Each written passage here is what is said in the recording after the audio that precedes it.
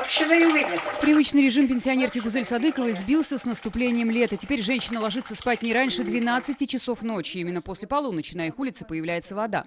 Живительной влагой хозяйка запасается впрок. Ночью часов 12, наверное, первом часу.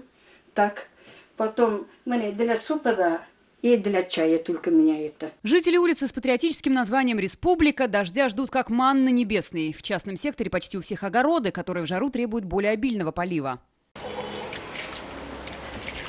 На помощь 84-летней Танзиле Валиевой приходит сын. Воду привозит с центральной колонки сразу по 25 литров, чтобы хватило на несколько дней.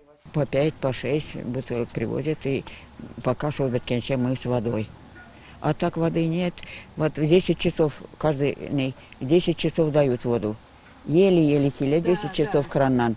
Посуду хоть перемыть. А в доме Аюповых 5-литровыми бутылками не обойтись. Семья большая. С флягами и канистрами на родник ездит каждый день.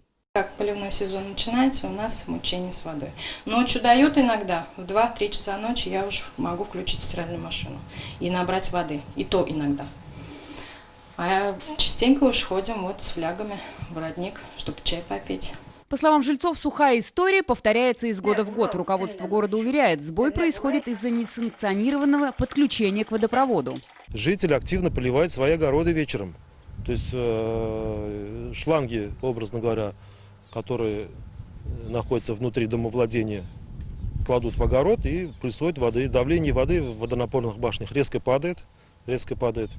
Вот. Контролирующие службы, они население не пускают. Сотрудники водоканала пытаются исправить ситуацию, устанавливают дополнительные насосы и поясняют, окончательно ситуация разрешится тогда, когда прекратятся несанкционированные подключения. Светлана Звонарева, Наталья Смирнова, Айрат Насруллов, ТНВ, Буинск. Наша рука помощи вашему бизнесу. Антикризисные предложения. Телефон 843 5 705 100. Көтелмәгән кунак көттүреп кенә интернет челтәрләренә дә килеп җитте. Хәзер бу фильмның барлык серияларын ТНВ.ру сайтында карап була.